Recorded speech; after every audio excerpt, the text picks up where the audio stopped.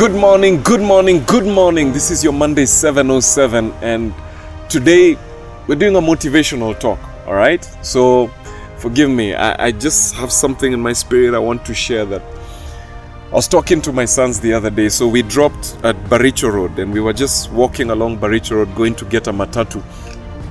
And one of my sons asked me, "So, Daddy, where did you work?" And I happened to have worked in a club on Baricho Road when I started out my career. And I told him I used to work here. And he said, "Wow, Daddy, you used to work in this place?" And I said, "Yes." I had the unique opportunity to show him where I used to work on Baricho Road in a small club. And then we took a mat and went to South B, and I told him, "Let me show you where I used to live." And I took him to the small apartment where I used to stay in a bed sitter. Same room with a bed, with a toilet, with a bathroom. That's the kitchen, that's everything. And now, by the grace of God, I'm a managing director of a hotel. And when I told them that story, they were so fascinated. And today I want to share that story with you, but it's not my story I'm sharing with you. I'm talking to somebody who feels like their story is at the end. And I want to tell you this: don't give up. It's not over. It's not over. The way stories are written is in such a way that it looks like it's over when it's not over. The story of a hero looks like it's over, but it's not over. It may look like you're at the end just because you lost a job, but it's not over. It may look like you're at the end just because you're in debt. It may look like you're at the end just because people have written you off, but it's not over.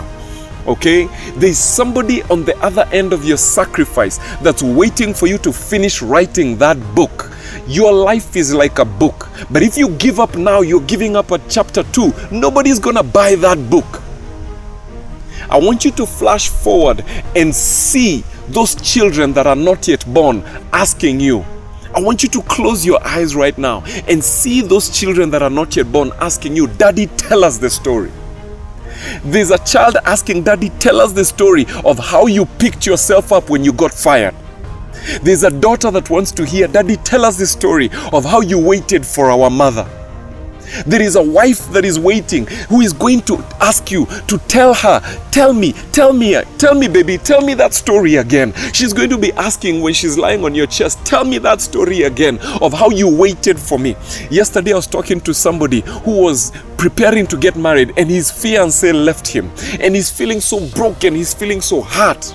And I'm dedicating this to him, and I'm telling him, one day your wife will be lying on your chest saying, "Tell me that story of how you waited, how you picked yourself up when you had been jilted at the altar, when you were left and you were heartbroken." She's going to be asking you, "Baby, tell me that story again of how you waited for me."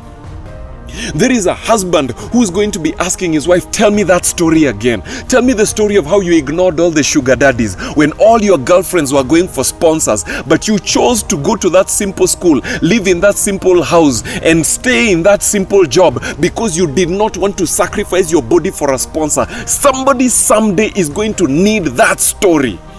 Let me talk to somebody who right now feels like they can't continue with that business. You feel like you want to give up. You're in debt. You're broke, busted. You're disgusted with your business. One day, there will be 200 employees seated in an annual general meeting, and they'll say, "I want to invite our CEO to tell us how he built this company from 1 employee, from 2 employees, and now there's 200, 300, 400 of us seated here. Bwana CEO, please come up." A round of applause to the CEO as he comes up to tell this story.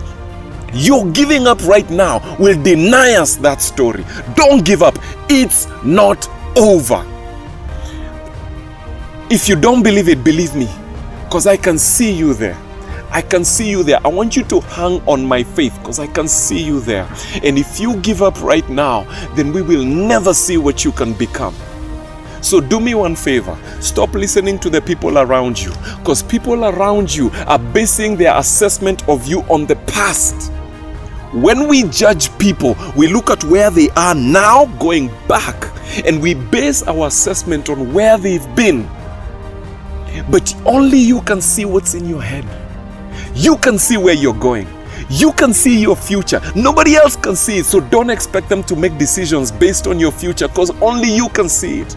Every assessment and decision that they make is based on your past. When we interview you, we ask you, where have you worked? Where have you been? Which school did you go to?